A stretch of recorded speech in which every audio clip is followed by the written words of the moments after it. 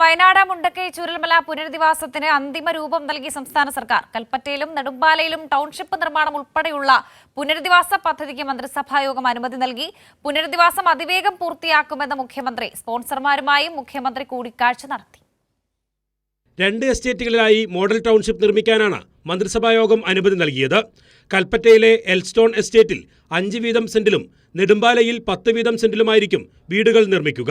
എൽസ്റ്റോൺ എസ്റ്റേറ്റിൽ 58.5 ഹെക്ടറും നെടുമ്പാലയിൽ 48.96 ഹെക്ടർ ഭൂമിയുമാണ് ഏറ്റെടുക്കുക. പുനരധിവാസത്തിന് മുഖ്യമന്ത്രിയുടെ അധ്യക്ഷതയിൽ സമിതി പ്രവർത്തിക്കും. എൽസ്റ്റോൺ എസ്റ്റേറ്റിൽ 58.5 ഹെക്ടറും നെടുമ്പാല എസ്റ്റേറ്റിൽ 48.96 ഹെക്ടറുമാണ് ഏറ്റെടുക്കുക. എൽസ്റ്റോൺ എസ്റ്റേറ്റിലെ ടൗൺഷിപ്പ് കൽപ്പറ്റ മുനിസിപ്പാലിറ്റിയിലും നെടുമ്പാല എസ്റ്റേറ്റിലെ ടൗൺഷിപ്പ് മേപ്പാടി പഞ്ചായത്തിലുമാണ് വരുന്നത്. അതിനനുസൃതമായി ഭൂമിയുടെ വിലയിൽ വരുന്ന വ്യത്യാസം കണക്കിലെടുത്ത് എൽസ്റ്റോൺ എസ്റ്റേറ്റിൽ ഒരു കുടുംബത്തിന് 5 സെൻറ്റും നെടുമ്പാലയിൽ 10 സെൻറ്റുമായിരിക്കും നൽകുക. ടൗൺഷിപ്പുകളിൽ വീടുകൾക്ക് പുറമെ മാർക്കറ്റ്, ആശുപത്രി, വിദ്യാലയം, അംഗനവാടി, കളിസ്ഥലങ്ങൾ തുടങ്ങിയവയും ഉണ്ടാകും. ക്ലസ്റ്ററുകളായി വീടുകളെ തിരിക്കും.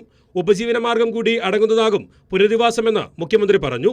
ടൗൺഷിപ്പുകളിൽ വീടുകൾക്ക് പുറമെ വിനോദത്തിനുള്ള സൗകര്യങ്ങൾ, മാർക്കറ്റ്, ആരോഗ്യകേന്ദ്രം, വിദ്യാലയം, അംഗൻവാടി, കളിസ്ഥലം, വൈദ്യുതി, കുടിവെള്ളം, ശുചിത്വ സംവിധാനങ്ങൾ ഇവയെല്ലാം സജ്ജമാക്കും.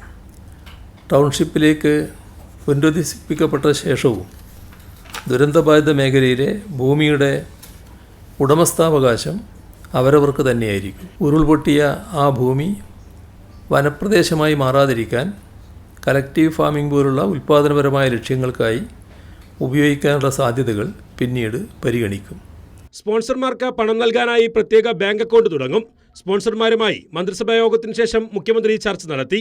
പ്രതിപക്ഷ നേതാവ് V D Satheesan, P K Kunhalikutty, Karnataka സർക്കാരിന്റെ പ്രതിനിധി, രാഹുൽ ഗാന്ധിയുടെ പ്രതിനിധി, ഡിവൈഎഫ്ഐ നേതാക്കൾ എന്നിവർ യോഗത്തിൽ പങ്കെടുത്തു.